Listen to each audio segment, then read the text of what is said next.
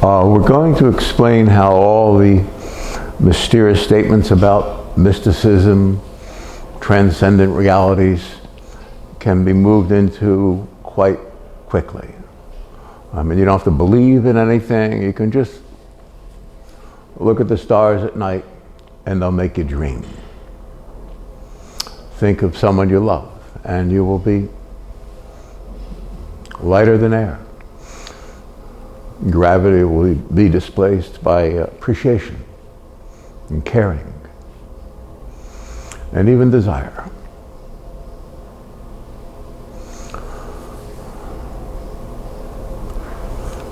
The universe is a person. We call that person God. God is a human being, the human being. We are all part of that. It's a mystic presence. You feel it through the heart of any who are near you, of all that are kind and free and whole.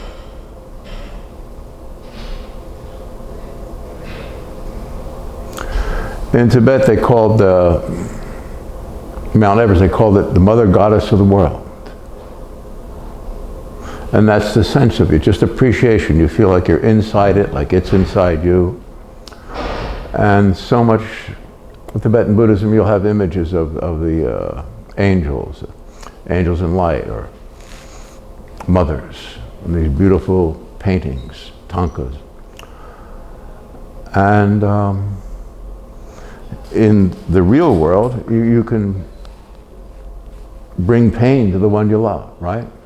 And this is a big, big part of Buddhism, is working through that pain.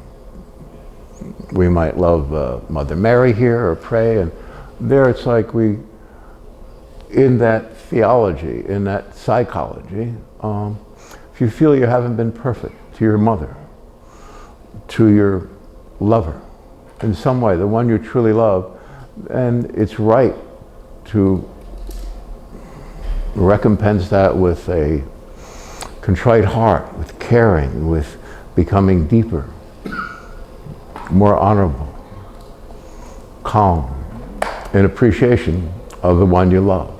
And if you think you've hurt that one, and this is the point for today, is we've all hurt that one. You cannot avoid it. If you're incarnate in a body,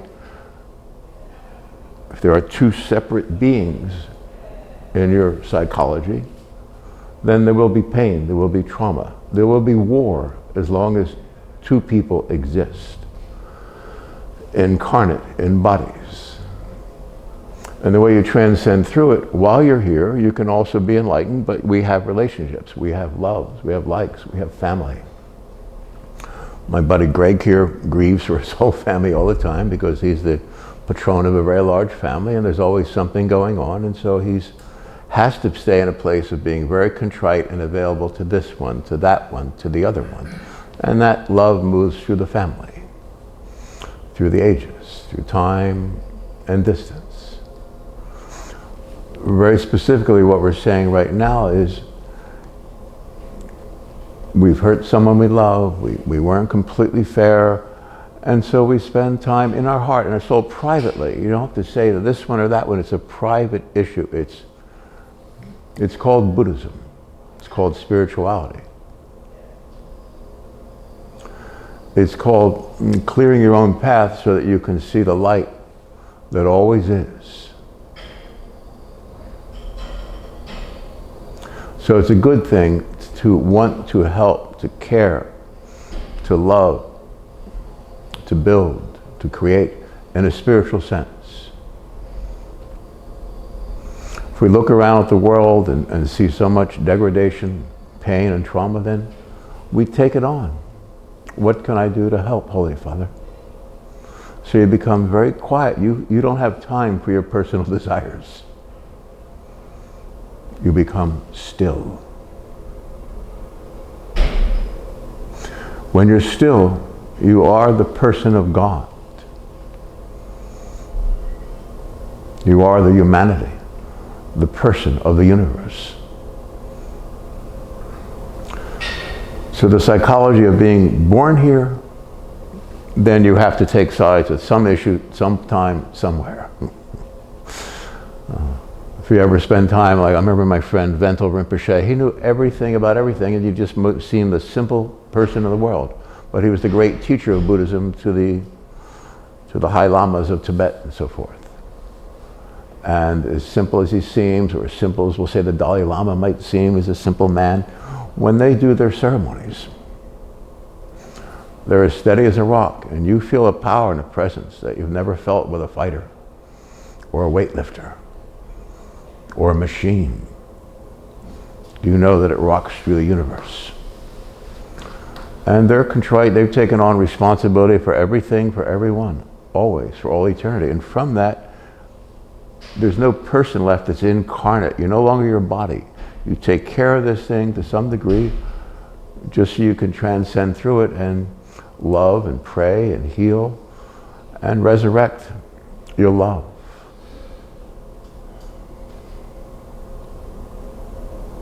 To that higher place, a place of worship and appreciation, through kindness and care, through reflection, through contemplation.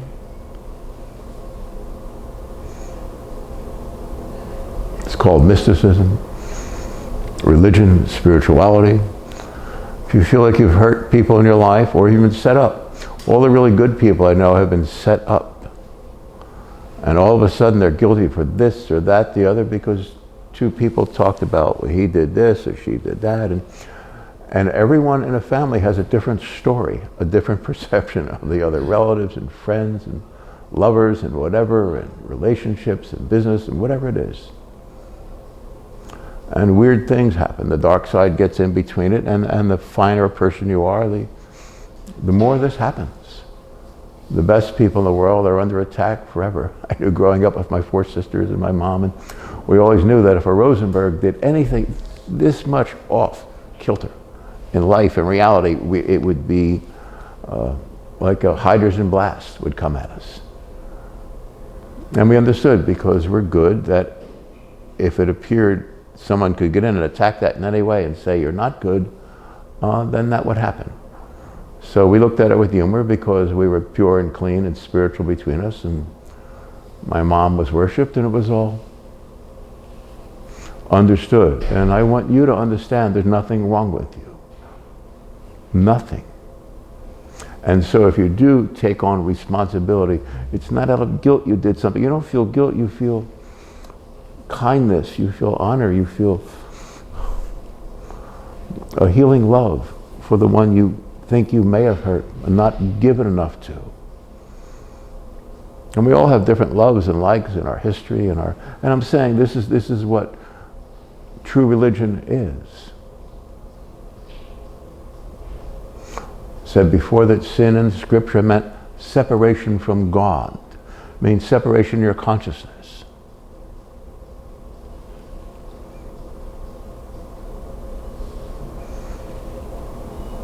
And if you're contrite and you don't take part in the daily activities of the world, then you're not really here, you can't do any wrong, and you have eyes the size of eternity. I know I was sitting in the Dalai Lama's temple many, many years ago, it's like, and there was a big eye back up on the, behind the altar there, and sitting on a wooden floor for 6 hours alone there in the Dalai Lama's temple. It was like, what did that mean, that eye, the third eye? It just is. Everything is seen, and you are the seer. Just by looking, just by existing. In other words, that eye is your heart, where you look at all with compassion. In other words, you see those paintings, the Tonkas and so forth, there's so much meaning to it. More than Western psychologists could ever dream. And it's quite an honor to know you, to see you. And when you're in this state, as I'm in now, I see all humanity, I see the holiness deep inside their heart. And you can prayerfully let them know, everyone know, you can, that there's nothing wrong with them. You're here to help, to care, to illumine, to enlighten. That's the work we choose. Your profession is that which you do to make a living. But your passion, that which you really want to do, you give yourself to it, and it becomes spiritual in calling. So if you love someone, you think you hurt them, the love turns to something spiritual. It's not desire or want or even needing to be near the person, even for a hug. It's you want them free and whole, like a mother wants her child to be happy, to be fulfilled, to achieve, to mature. And doesn't even want anything from it, doesn't want a hug, just wants to give. And when that person is mature and happy and free and whole, then mom is happy, right?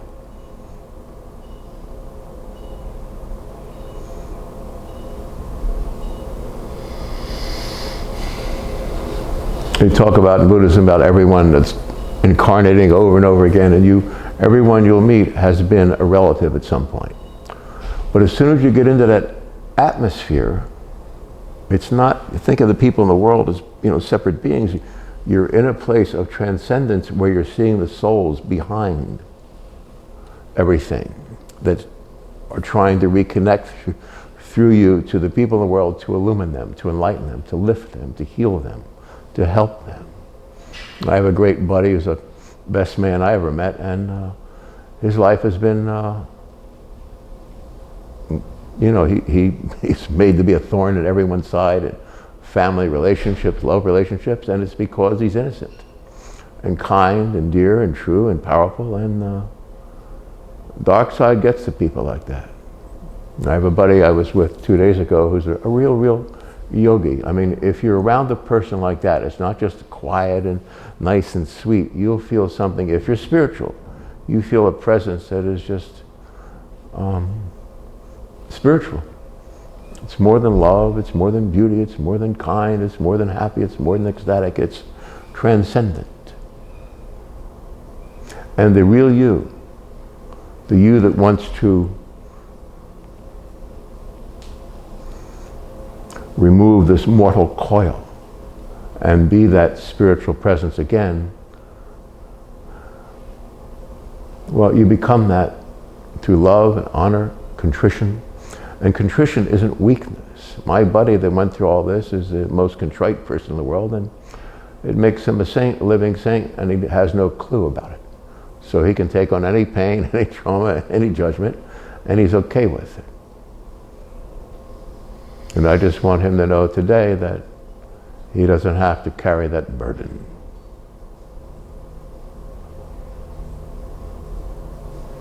You don't have to carry any burden, any guilt, any remorse. You don't even have to pray, you just have to understand that this place is a trap, thinking you are your physical body. That's the mistake in comprehension, in perception. It's that simple. And that's all that Buddhism is about. Prayer, it's every religion in the world. I mean, without going into it forever. And every tribe in the world has their healers, their teachers.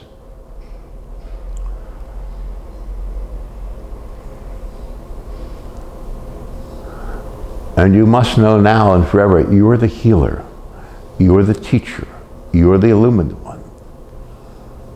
There is absolutely no difference between you and Jesus Christ, or Gautama Buddha. You're the same presence. Please understand that. It's all the spiritual ones have ever sought to express, to give, to provide to the rest of us. We just quiet our senses, look off into the distance, lightly, carelessly, and appreciate the new dawn.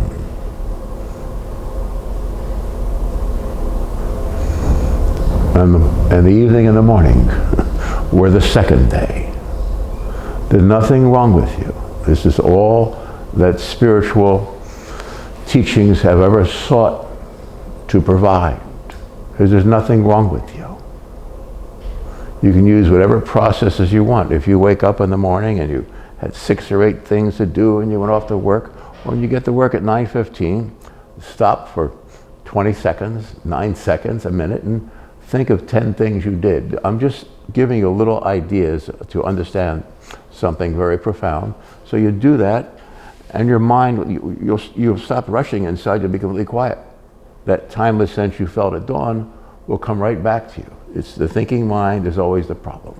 And then as soon as you look, okay, I brushed my teeth, I got to work, I parked so-and-so, I said hello to whoever, and as soon as you do that, you'll feel back in that open space. It's like when you're a kid and you like it's summer and you're 16 and you're going to the ocean with your friends, girlfriends and boyfriends, and you're going to have fun, and the summer seems forever. And then by the time you're 25, it's, oh my God. By the time you're up in their eye age, it's like there's no room. Unless you're spiritual. Then that endless summer has been an endless summer for 20, 30, 50, 100 years. Communicate to any really spiritual person in your life and you'll find out, oh my God, they're happy. They're not frozen in time or place or condition.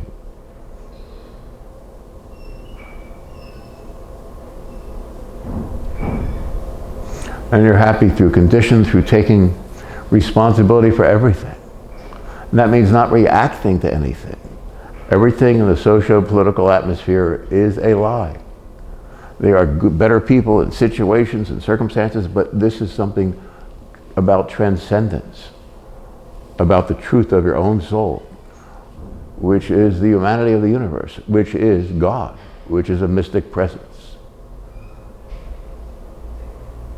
You're the Father of lights. You're the Mother Goddess of the world. And that's it. Please accept your place.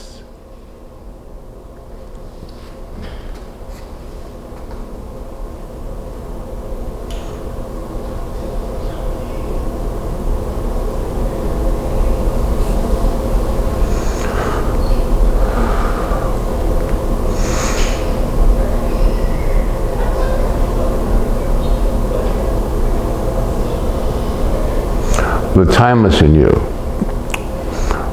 the fulfilled part of you, is God. That endless summer you're seeking is the presence of God. When you look in the mirror, that's God. God is the humanity of the universe. It's a person. You are that person. These aren't normal human mortal thoughts. This is transcendent of all that. You're transcendent of you. You see what I'm saying? It keeps bursting open and open and open. It doesn't end. This beauty, this preciousness.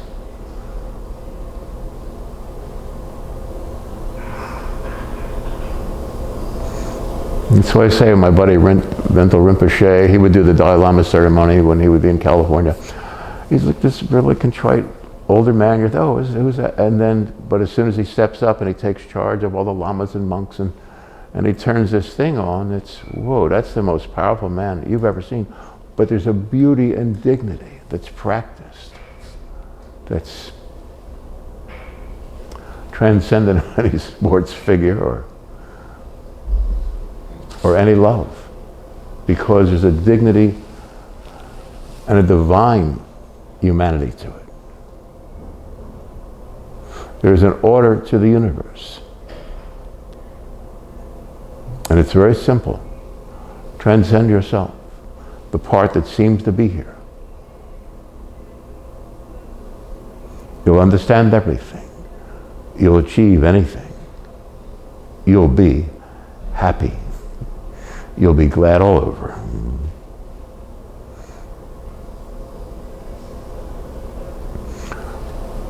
Being real clear, every one of us who seems to have a body and to be in this world, we are a volunteer spiritual army from heaven. We allow ourselves to incarnate. I have to repeat this over and over again because this is the truth. My buddy is the finest man I've ever met, and he's been more trash than, we'll say, my yogi friend George, who's like, I've never known a human being to be more trashed in every way you can imagine, all the abuse issues, and he's in the middle of it. And just took an hour talking to him, and it all ended.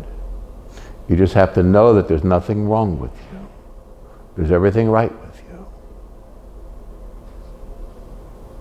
As soon as you understand what's being said about the world being a trap, then you'll understand the scripture. In the old book, it called it the snare of the devil, the trap. So if you have these, if you're awakened, then you'll understand all the spiritual literature. And I'm not saying read the Bible or something. I'm saying be happy.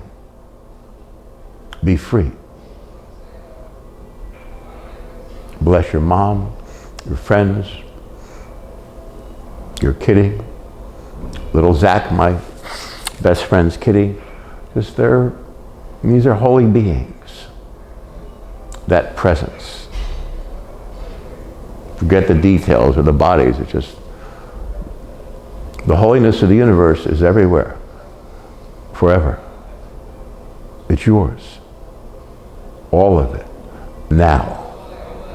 You don't have to do anything. You don't have to go anywhere.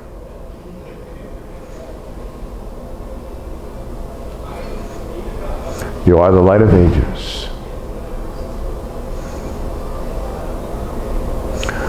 You're God's dream, appearing in the middle of this hell to end the madness, to lift and heal and correct, compassionately teach without reacting, without taking part.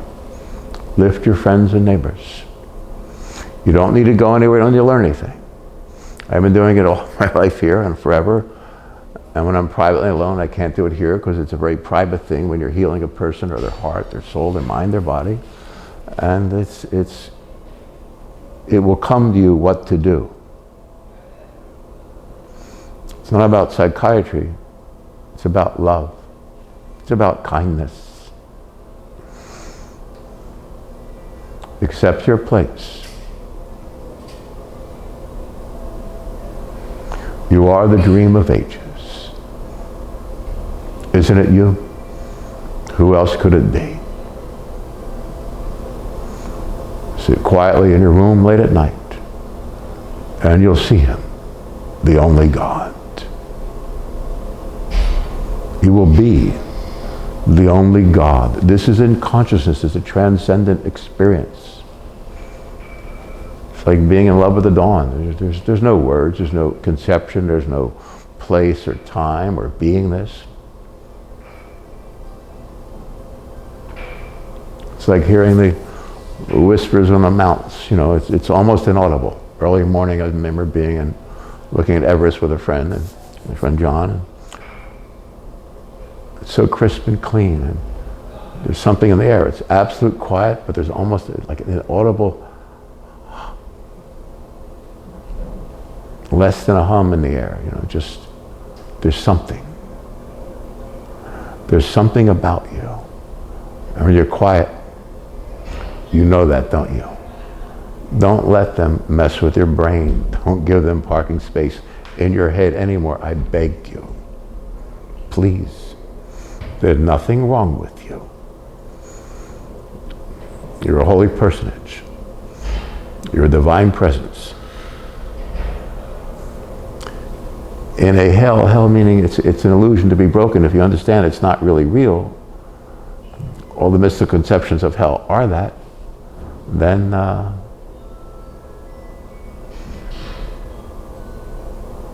you're timeless, placeless, you're beingless, beingness. There's nothing. There's just a happiness that's very sweet. You're very sweet, you're very kind.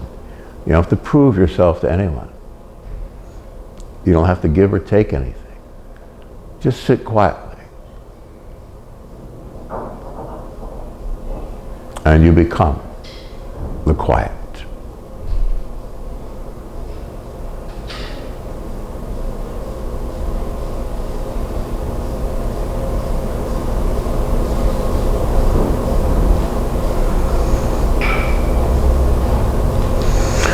You will be as God is while you're in the world.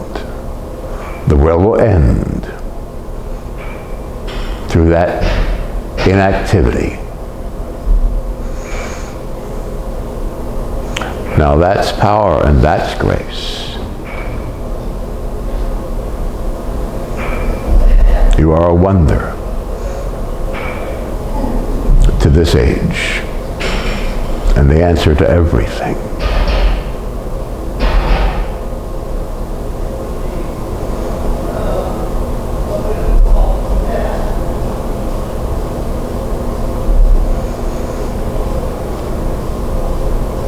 I think Chief Seattle said that there is no death, only a change of bodies. And this was at the end of a long war that he was involved in. I was with a very dear friend, James, last night, who'd spent a very long time in a helicopter and fighting in a war. We have the same mystical sense of reality, and talking to him about the sense that we had in combat and so forth, it felt like you had all your friends, you knew what they were going to do, the other copter's coming in here, someone's jumping on, someone's there, you knew the enemy was here. You felt it all, and you felt all your friends. They could be a mile away coming in, you'll know the second they're going to arrive. You know, it's a tightness you have in a family, in a tribe, like Greg when he loves someone's hurting his family, and you feel them, they're in the room. But there is no room, you're with the ones you love forever.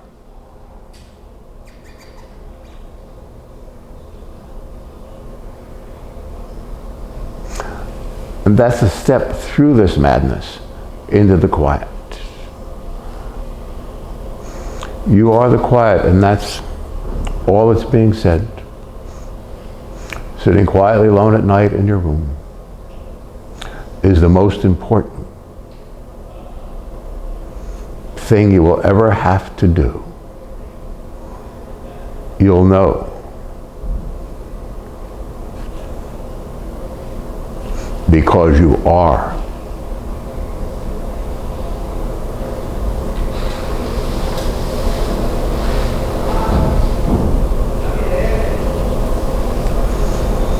And that's the way it ends. So you're being kind to yourself, to being contrite towards your mother, the men or women you've loved, the flowers you've grown,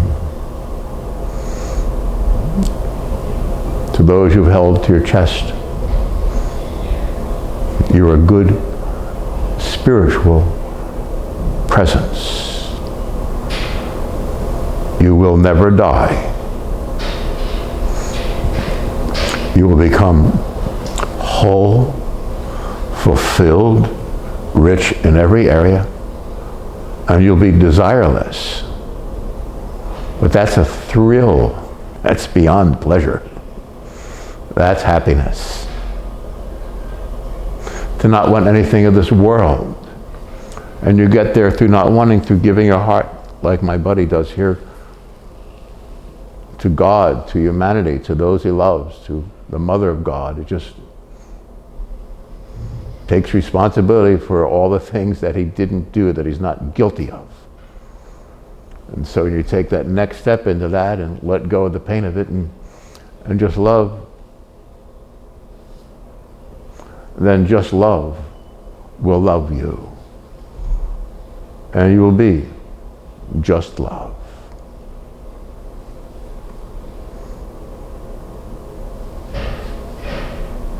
God bless your mission. You are as God is. There are no details. Love your mom, your friend. Love little Zach, the kitty, and this will end well. Soon.